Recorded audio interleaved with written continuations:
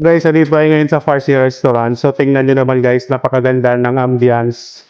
So, quality talaga guys. Let's go.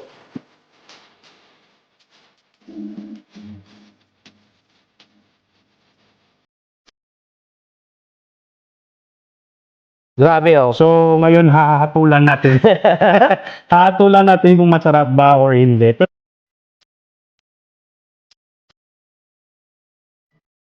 Parang nadurog na mix ng maayot.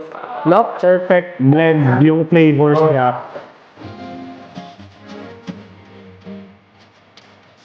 Ano bang hatol natin dito?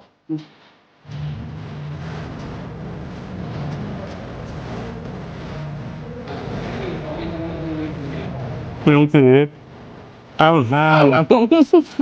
Wait lang.